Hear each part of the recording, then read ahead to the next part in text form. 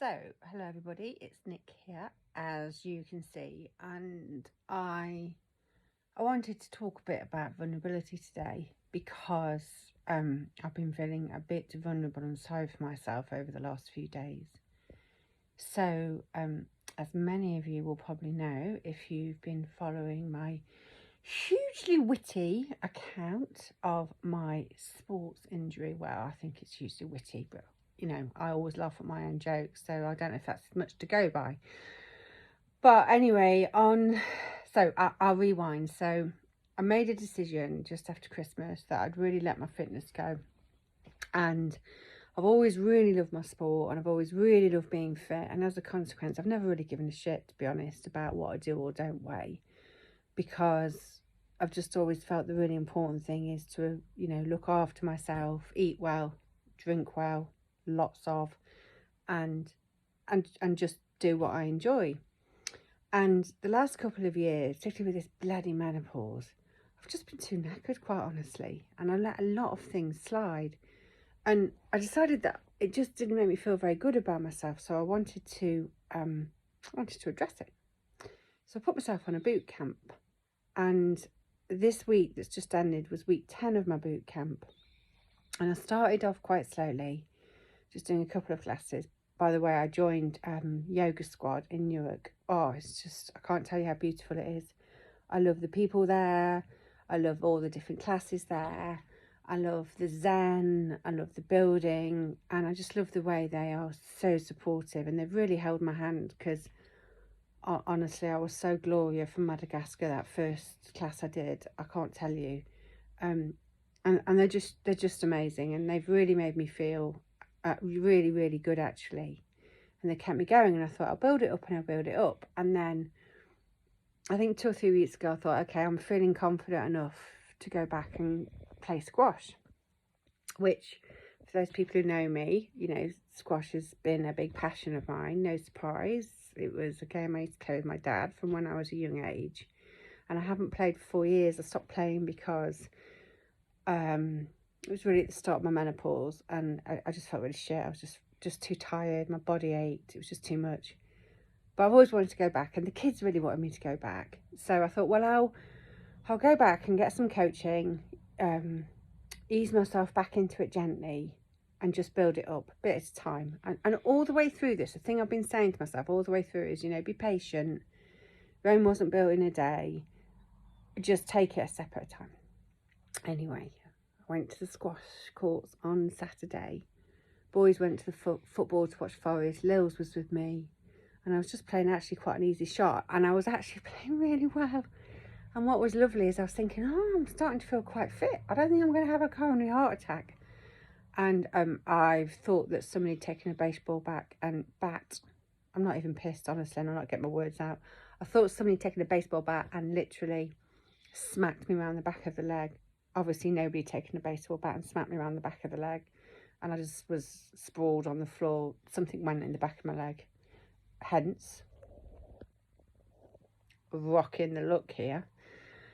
So we thought it was, I can't even say the bloody word, Achilles tendon or something, the one that begins with A, that long tendon at the back of your leg. And I think I was in a bit of shock, but I did give in and say I'd go to A&E, and I was given a lift to Grantham A&E. And honestly, it was a really, really upsetting experience. I'll try not to cry. I always cry, don't I? But I'll try not to cry. And what really hit me about it was just how vulnerable we feel when, we lose control. I couldn't walk on the leg. I couldn't walk. I was a beautiful lady from the squash club who just actually finished playing took me. She went in and got me a wheelchair. And then Lily went to wheel me in, and it was just a really horrific experience. So Lily's 11, and she's trying to push me. I mean, I say 13 and a half stone. If I'm honest, if I got on the scale today, I'm probably nearer 14, if I'm really honest. She's trying to push me into accident and emergency in this shite wheelchair. And there's a woman stood outside who's obviously policing the entrance for all plague bearers. And she's just stood there looking, and I'm like, can you help us? We really need some help. And she goes, oh no, sorry, I'm not licensed to push a wheelchair. I just, honestly, I was like, fuck me. Excuse the French. No, not excuse the French. I did. I thought, fuck me. I mean, I'm an accident and emergency. We might need some help. So she relented, but then only relented to get us over the doorway and then left us. And then, honest to God, there's all of these guys sat in A&E, fully able-bodied, and they actually said to Lily, oh, it's easier, love, if you put it backwards. Didn't actually get up to give her a hand. And I'm just thinking, what has happened? And I'm on the verge of tears. I mean, I am shaking. I think I'm in a bit of shock. And I'm in the verge of tears. And actually, the reason I'm on the verge of tears is I think I just felt really vulnerable and fragile. And I'm trying not to lose it in front of my 11-year-old daughter. And then we get to the reception. And it was like Ricky Gervais out of The Office. I mean, you know, there's these two women chatting to each other. They clearly don't want to not be chatting to each other. And they didn't even look up. She didn't even make eye contact with me. It was just it was a really inhumane experience. And I found the whole experience in that hospital much more upsetting than the actual injury, if I'm honest. Anyway, put me in a plaster and all the rest of it. Nick was fetched from the forest ground and all was sorted. And on yesterday, I was really uncomfortable with it, and the thought of going back there, I just thought it really created a lot of anxiety in me. And I spoke to my doctor's surgery, and all Grantham had told them was that they'd lent me some crutches. They obviously want the crutches back, but they hadn't actually told them what was wrong with me, and they hadn't booked me into anything. So the doctors and I decided I was just going to start again, and I went to Kingsmill yesterday. And the difference, I can't tell you. And I think the point of this vlog is just to say, it's not about the best equipment in the world. It's not about the flashiest place. It's not about any of that. It's just about good old-fashioned humanity. So, for example, from the minute I walked into Kingsmill, the accident emergency was rammed. It was heaving. And they had a long queue to get to the reception. So guess what they did? They put more people on reception. And when I got to the reception, they actually looked at me and the woman said, hello, sweetheart, how can I help you? Honestly, and just those words, by this point I'm crying because I'm just so relieved that somebody has seen me as a human being and has just shown me some kindness. I explained everything to her and she's like, don't you worry, get yourself sat down, we'll get you sorted out. And it's rammed, honestly, I can't tell you how rammed it is. But they had so many triage nurses on, and I waited probably just over half an hour, and this really gorgeous nurse came to get me. I explained everything. He took one look at the part and he was like, we need to go and take this off. This really isn't doing anything for anyone. He examined me fully. He went through all of the different options. He said there was two things it could be. Hopefully, fingers crossed, it's the tear in the calf muscle as opposed to the tear in the tendon. But we don't know for sure. And he actually went off to Fracture Clinic to make sure he could get me the right boot. And then he brought somebody back from Fracture Clinic with him to make sure that it was fitted properly. And then he said, and he's just so gorgeous, honestly. I think he got a bit worried, really, when I said, oh, I could kiss you. Obviously, I meant it in a platonic way. He says, just don't worry, you're not leaving here without an appointment for Fracture Clinic. And he was right. And tomorrow morning, I'm back at Fracture Clinic at 9:10. And then he made me laugh because he said, but there might be a bit of a waiting list for the MRI scan. So I'm thinking, oh, I wonder how long the waiting list is. You know, is it worth paying for one? He went, yeah, it might be a couple of days. I'm laughing to myself. But the difference in just human beings seeing you, actually looking up, giving you eye contact, using endearing language, seeing that you're vulnerable, seeing that you're fragile, smiling, caring, not rushing, not making you feel like you're being a pain, was an enormous, honestly, I'm nearly crying now, but was just such a difference, I can't tell you. And it is really difficult when you're you know, the pain's kind of secondary because you can take painkillers and stuff.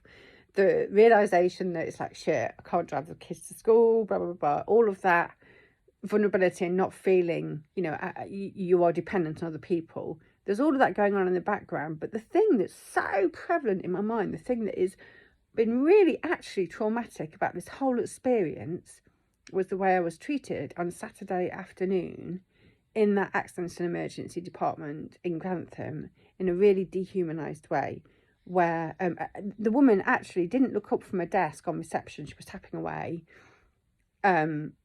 with no familiarity or intimacy in her voice whatsoever. And she actually said, you know, seeing as we're still in measures, whoever it is that's with you, they can't stay.